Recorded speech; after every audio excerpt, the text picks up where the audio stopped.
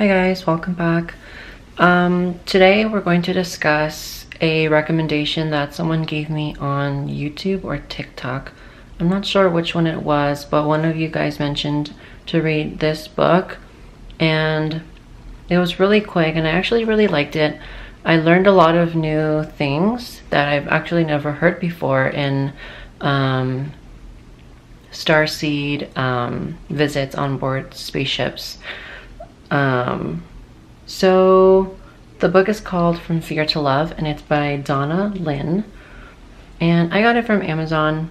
I don't know where else you can purchase it, but it's this one. I think the cover is really cool. It's literally only on like 120 pages, so you can get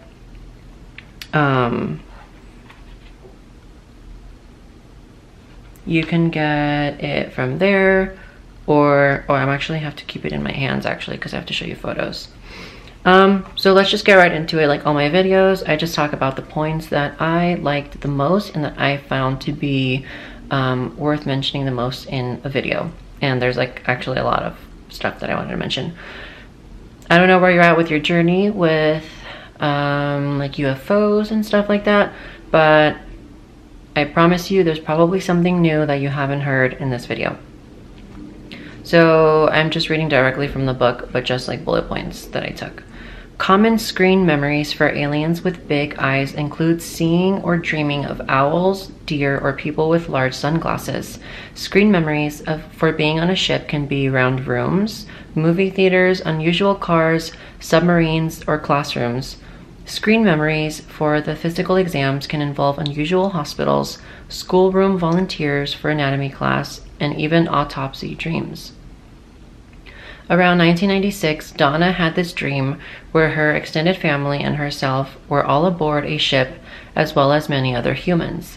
Her ET friend, Croat, who is a praying mantis being, tells her that they all need to go to sleep or hibernation for the next 10 years, and she asks why. And he points to the Earth outside the spaceship window, which is being basically destroyed by nuclear bombs and volcanoes all at the same time. After 10 years, apparently, it'll be safe to go back to Earth, but it's important that her body and her family and other humans stay safe in the ship, like in a stasis, so that they can go back to build the Earth better after those 10 years. And I'm assuming, it's not mentioned here, but I'm assuming it would be with like the hybrids. Anytime our lives go through a transformation, whether it be a move, a shift in relationship status, large losses or gains, financial issues, or health concerns, it creates a shift or cracks in our personal reality, and thus the aliens can reach us through those cracks. Part of the work that they're doing with us is adjusting our future. We have possible futures and probable futures, and working with the aliens helps to determine which future we will experience. They are working to adjust our attitudes and beliefs about our future from one of utter desolation to one of freedom, joy, and abundance for all. Unfortunately, most of us feel rather negatively about our futures or the future of the planet, but they are here to tell us it need not be that way. The scenes of a desolate, post-apocalyptic, zombie-filled future is only a Hollywood story, not the reality that we can create, and it's not the reality that the aliens want for us. So the Greys have a skin that feels and looks exactly like dolphin skin. They don't have feet, they have flippers at the end of their legs, and they do not walk. Rather, they float or glide through our atmosphere. There exist small crab-like beings on their ships that clean up any messes and maintain the cleanliness of the ship. The Greys are trying to understand how we react to fear because they are fascinated by us. The way they perceive fear is not the same as how we do so. They also trigger fear in us sometimes to study how it functions inside us. I have a sketch of a Grey with wings. These flying Greys may look almost demonic to people, but I assure you they are not. Before I accepted that the aliens are benevolent and helpful, I went through a phase where someone told me that they were demons. I do believe in our one creator and I have a personal relationship with Jesus, but I was unsure about the whole concept of demons. I attended Unity Church, which teaches that there are no demons, only negativity on the part of human thinking. Looking around the world, listening to the news, one cannot help but believe there is some intense negativity infecting the planet. I woke up with such extreme terror after being in contact with the aliens that I just had to be sure they were not evil. For about 2 years, whenever I sensed alien beings, or even if I was lucid enough to do it during an actual abduction, I would say 3 times, "If you come in the name of Jesus Christ, I welcome you. If you do not come in the name of Jesus Christ, I demand that you leave." There was only one instance in which I felt a withdrawal of energies around me, and I assumed that had been a negative-based alien. After that, I felt freer, lighter, happier, and far less afraid of the experiences. That is when the aliens started to tell me their names and interact on a more personal level with me, and allow me fuller recall of our encounters. Therefore, they likely are negative aliens, just as there are negative humans, but the majority of aliens, and certainly all the ones I work with, are positive and want the best and highest outcome for the good of all involved. There are also what I refer to as creatures that are alien pets. They are small, dark brown, and furry. These creatures are so fast, they are capable of rearranging our known reality before it happens. For example, if a human sees something they shouldn't, somehow these little brown critters move fast enough to remove that memory from the human before it's recorded in the human's brain and make the event as if it never happened. The other type of pet is more fascinating. I've seen several of them at various times over the years and made sketches, and did not realize until I started assembling notes for this book that they are similar. They're probably not the same entity, but from the same species, which interestingly look like fairies to me. Could this be the origin of fairy stories? They are tiny, maybe a foot tall at the most, with iridescent dragonfly-type wings that are constantly moving. They do not have feet, as we do, but rather fin-type feet as they swim through our air. They are pastel-colored, ranging from pink to aqua to shimmering pale green or blue. Every part of them, from wings to face to hair, since they do not appear to be working as the others do, I assume they are companions to the aliens. Though of course it's possible that they do have jobs, just not a type of job that I would recognize.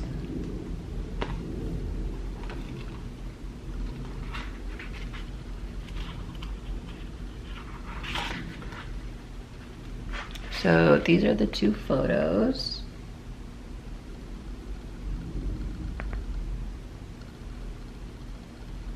Of the fairies that she has on page 68 and 69. So I condensed something that was really long. Long story short, Donna has several cases where she remembers super vividly certain memories in locations on the planet that the other person, when double checking with them, does not remember. I'm talking about Earth. They tell her, the 2 of them, never did that, or they tell her that that doesn't exist or never had existed, like certain locations, for example. So what's the deal?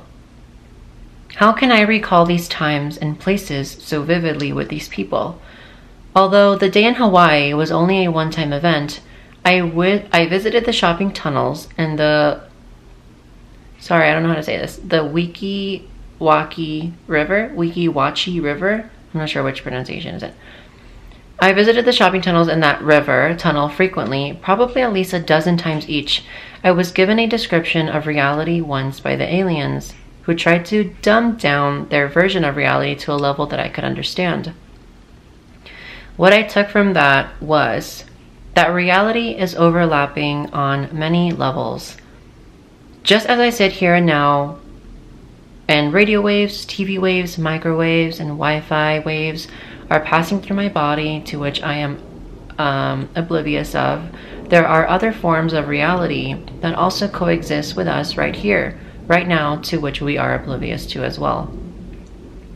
They may or may not be aware of our existence, but I am convinced that those tunnels are there. They are in Santa Barbara. They are off the coast of Kauai. They are alongside in the river in Wekiwaki. It's just that we, in our limited human comprehension, are unable to see, hear, taste, smell, touch them. For some reason, maybe for the reason of eventually writing this book to tell others of it, I was occasionally allowed in. The saddest thing of all is that once I accepted these places were not real, I stopped visiting them. They contain some of the happiest memories of my life, and I went there with the people I loved. Now that these people are no longer in my life, I would at least go in my dreams and re-experience it, waking up to the happy thoughts that I was dreaming of old memories. Now the dreams have stopped. Such is the strength of our belief systems upon our waking and sleeping realities. So now this is about her experience with the Akashic Library. I am shown to a seat and books are brought to me. They are always large, sometimes just one, sometimes a stack of them, sometimes file folders. They are always important with a capital I. They have to do with planning my life, with making major life decisions, or coping with the consequences of choices I have already made. In this universal library, I know are all the answers to everything. I have asked to walk the rows of books and have been allowed to do so, but when I reach for certain gold-embossed leather volumes, a hand always gently pulls mine down. And I am given a message such as, now is not the time, or this is not for you to know.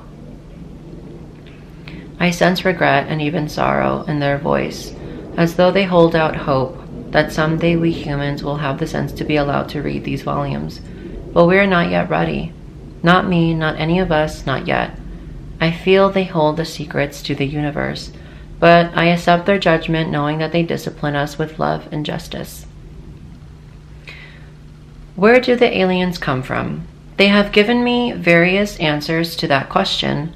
Our future, their future, a distant planet, our inner Earth, an alternate dimension, and yet I don't believe they're purposefully deceptive. It is just so difficult to translate their reality into ours. If their sense of time is different from ours and their physics are different from ours, then how can we relate on these and other levels?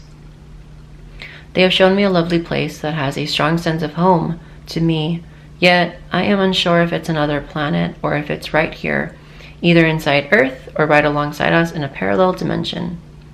My gut feeling says the parallel dimension theory is correct. It would also explain why they are so very concerned about our nuclear capabilities, as that would affect them powerfully. We have a very limited range of sight, sound, taste, touch, and smell. So if reality is a pie, then we only sense a very small piece of the pie with our human senses. There could feasibly be entire other realities in that pie that we are unaware of, but they could possibly be aware of us on some level. When we sleep and dream or go into a trance state or meditative state, we could expand our awareness to encompass some of that other reality. This is what I have been told. There's another picture I need to show you. Oh. Well, that's not really a helpful picture. It's just a Vesica Pisces diagram. When I finally began to accept that these experiences were real and that there was a good chance I was interacting with beings from an alternate reality or another planet or both, this is what they showed me one night in June 2005. Their planet is right next to ours, so close that they actually intersect with us. They rotate west to east as opposed to our Earth rotating east to west. They are on a slightly smaller planet than ours, but of a different vibrational value so that it glides through ours without our even noticing it. They, however, are well aware of us, especially because our wars and pollution and nuclear testing affects and disturbs them vibrationally. The Vesica Pisces diagram, the place where our planets intersect, changes slightly every night because of their faster rate of rotation and due to the fact that their planet is smaller than ours. This is how they reach us more easily at certain times. They have begun calling it the Twilight Zone due to our human fascination with the irregularities that it causes. This is usually the cause for what we think of as ghostly apparitions, déjà vu experiences, lost items, freak waves and storms, and other phenomena. If we could learn about them, accept what is happening, agree to stop disrupting all of nature, which includes them and their world, then things would greatly change in our world for the better.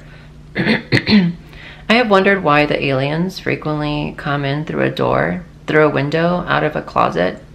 If they have the ability to float through walls, why the theatrics of making an entrance through a doorway? I came to this conclusion. They interact with our world partially through our minds. It's one of the ways they adjust their frequency to that of our reality.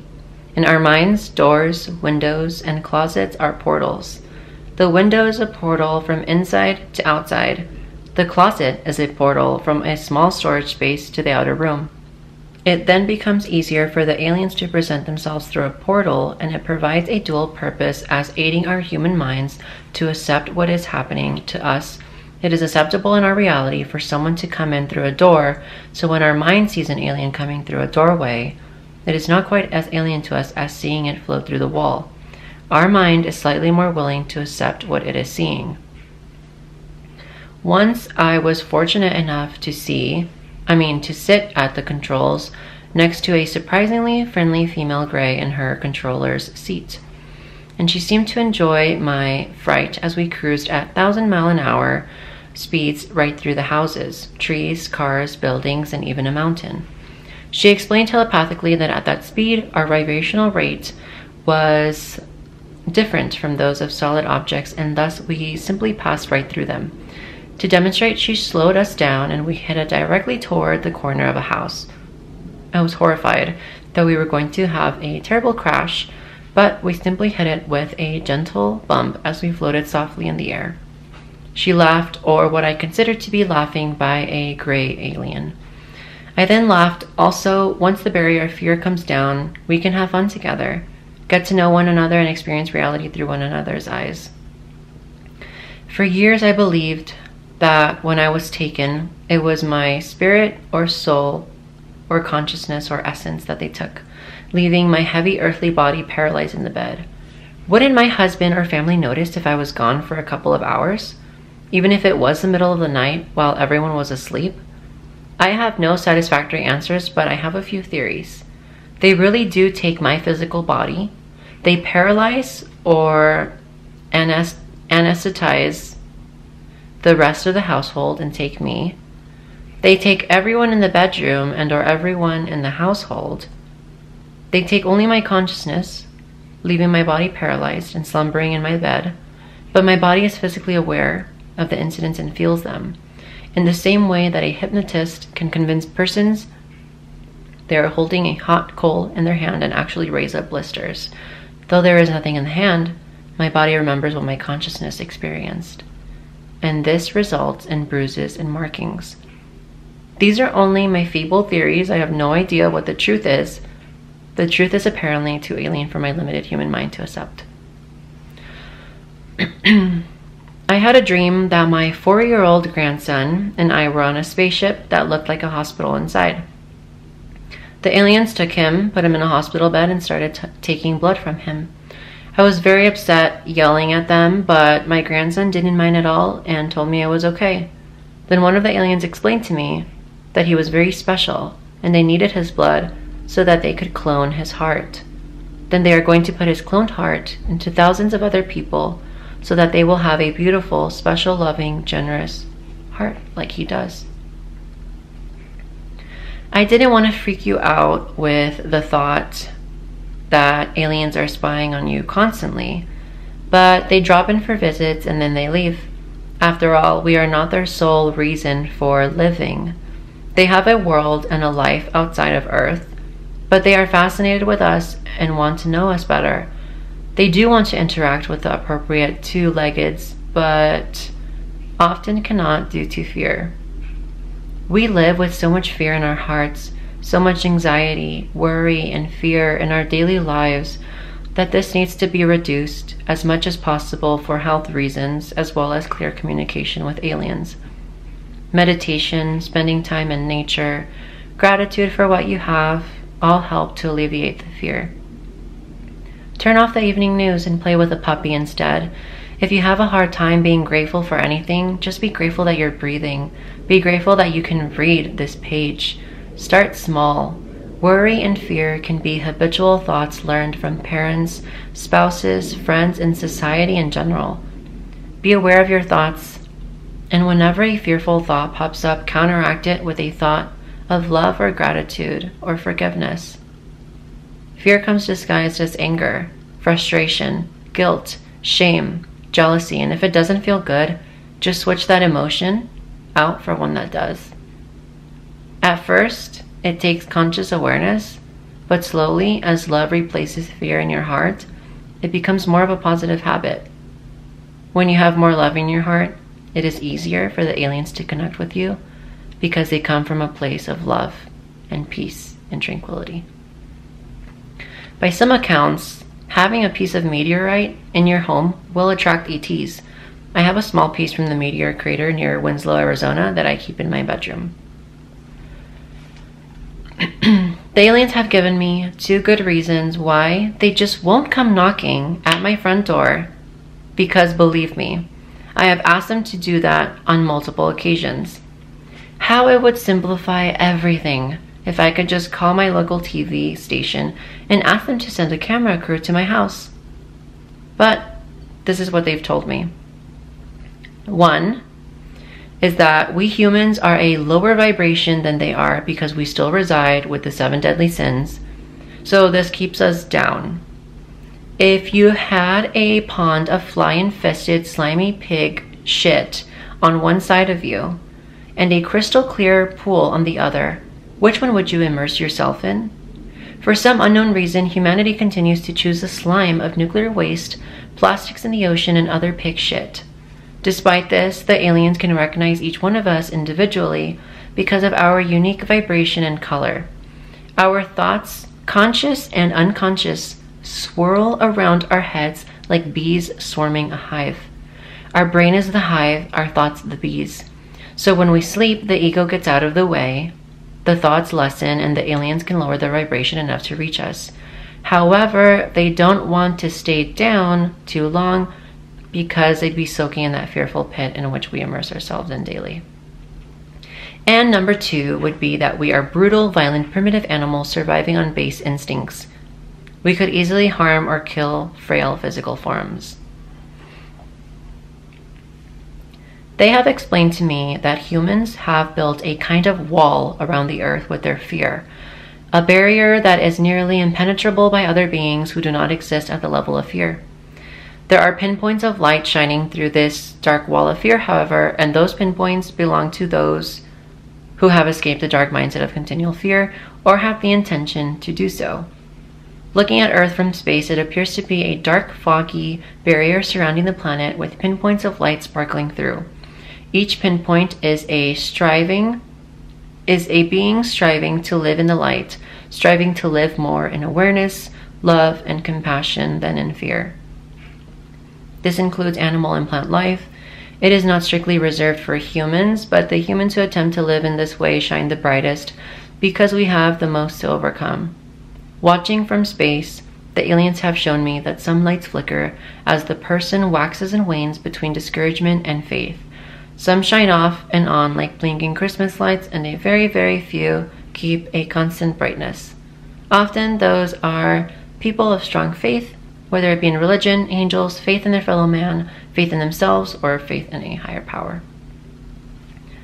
What is reality? Reality is subjective. What I call red may be a color you call orange, and we would both be right in our own realities. What the aliens have taught me is that there is a different reality for everyone alive. That tree in your front yard has a different reality than you do. You have a different reality than your spouse or your child, though their realities are very common with yours than that of the tree, for example. But the most important thing the aliens have taught me is that no one is wrong. Even those dwelling in darkness, it's supposed to be that way. Each of us is experiencing our own reality and learning at our own pace. Each one of us is a spark of our Creator experiencing the world. The Creator is experiencing the world through you as you. The Creator is experiencing the world through me as Donna. The Creator is experiencing the world as a tree through your tree. There is so much more to reality than we can experience with our 5 senses. They told me that when I am asleep, deeply asleep, my personal reality is able to slide over a bit, rotating and opening up my senses to an aspect of the bigger reality that is not normally accessible during wakefulness. This is a true place where they connect with me. It is my dream reality. Around my circle of reality are many other unknown realities. Pretty much anything you can think of that remains a mystery to us can be found in these other parts of reality. We can fly, we can be invisible, but we have to be able to access that whole other chunk of reality. I would seriously love to be able to fly, but it's not happening. They are not here to teach these things. They are here to teach us how to find them. They exist in another section of the reality that we are unable to perceive with our 5 senses. But sometimes we access them in our dream time, when our concept of reality is more fluid and free-flowing. So, be open to a greater reality, because you never know what you might find. So this is a message directly from the ETs. Love is the true key. There are many false keys. Prophecy, money, worship of wrong ideals. There are many wrong keys. Love is the right key. Love is the only key. Worry and disdain will drive love away. Therefore, replace those thoughts with thoughts of love. There is the expression, love will find a way. That it will. Love absolves pain, present and past. Love dissolves fear and worry. And if love is contained wholly in the heart, there is no room for fear to reside. Love does not pay the bills, true, yet neither does worry or fear. And by keeping the heart open to love, the way is made clear for other avenues, new avenues, to come your way. Worry not how or when, only love, and the rest will take care of itself. Don't be afraid. You attract what you focus on. So if you focus on aliens being demonic and evil, then you will definitely attract some less than desirable ETs or entities. But if your intentions are pure and you focus on love and harmony, you will be fine. As a precaution, you can do as I do and ask that they come in the pure light and love of the Christ consciousness for the best and highest good of all involved. Another message from the ETs. We do not invalidate anyone's faith. It is a testament to the spirit of humanity that anyone has any faith at this time under the circumstances. This is my very last note. This was the reply I received when I asked about God. I have come to understand over the years, mostly unspoken, that the aliens believe in a creator unconditionally. It simply is. It's not something to argue about or question, and they are quite confused that humanity squabbles over it. They accept that our creator as the source of all, rather than limiting creator to the image of a human sitting on a throne in the clouds. So there you have it, From Fear to Love by Donna, Lynn. I suggest you read it. It was a very easy read, and I really, really enjoyed it. And I do recommend that you read it. It literally says it's only $11 here in the back, so if you have $11, you should purchase it. I think that's how much it was too for me, maybe like $10 because of Amazon, but it was very affordable for me at least. So if you have $11, I would go buy that book. It's really good. If you like, you know, the stuff that I like to read, then I suggest you read it.